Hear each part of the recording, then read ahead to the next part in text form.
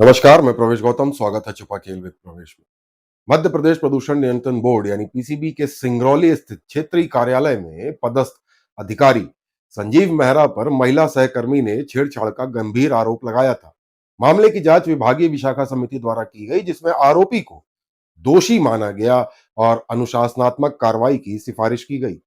लेकिन हैरानी की बात यह है कि 1 साल से अधिक समय गुजर जाने के बाद भी उस सिफारिश पर कोई ठोस कार्रवाई नहीं हुई है, या यूं कहूं एक कुछ भी नहीं हुआ है। इस पूरे प्रकरण में सबसे ज्यादा सवाल खड़े हो रहे हैं तत्कालीन पीसीबी चेयरमैन और प्रमुख सचिव नवनीत कोठारी की भूमिका पर। जानकारी के अनुसार विशाखा समिति की रिपोर्ट सदस्य सचिव के माध्यम से कोठारी तक पहुंच गई थी, लेकिन उन्होंने उस पर अब तक कोई निर्णय नहीं लिया है।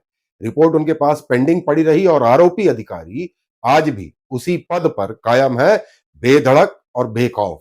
नवनीत कोठारी का नाम हाल ही में सिया यानी पर्यावरण अनुमति घोटाले में भी सामने आया है, जिसकी जांच उच्च स्तर पर जारी है। सुप्रीम कोर्ट में भी इस प्रकरण से संबंधित याचिका विचाराधीन है। नवनीत कोठारी पर पहले से ही पर्यावरण स्वीकृतियों में गड़बड़ी और चुनिंदा अफसरों को संरक्षण देने के आरोप लगते रहे हैं। अब महिला उत्पीड़न जैसे संवेदनशील मामले में उनकी चुप्पी और निष्क्रियता गंभीर सवाल खड़े कर रही है। पीड़ित महिला कर्मचारी ने कई बार पीसीबी मुख्यालय को मामले की जानकारी दी और न्याय की गुहार लगाई, लेकिन उसकी बातों को नजरअंदाज किया गया। नतीजा यह हुआ कि संजीव मेहरा आज भी उसी कुर्सी पर बैठा है, जबकि पीड़िता डर और अन्याय के बीच कार्य करने को मजबूर है। द करंट स्टोरी ने इस मामले से जुड़े ऑडियो और अन्य प्रमाण पहले ही उजागर किए हैं। नवनीत कोठारी से इस विषय में हमने सवाल भी पूछे थे, लेकिन उन्होंने अब तक कोई भी प्रतिक्रिया इस पर नहीं दी और ना ही विशाखा कमेटी की सिफारिशों पर कोई निर्णय लिया है।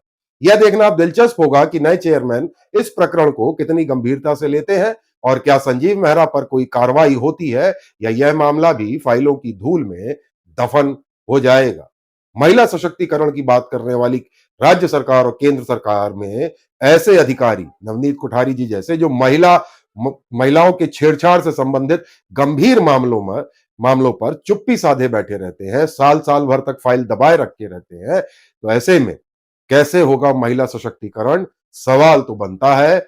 देखना दिलचस्प होगा कि नए जो चेयरमैन आए हैं, प्रमुख सचिव, वह इस पर कितनी जल्दी निर्णय लेते हैं। हमारा प्रयास कैसा लगा जरूर बताइएगा। चैनल को लाइक शेयर सब्सक्राइब करना बिल्कुल न भूलें। बहुत बहुत धन्यवाद।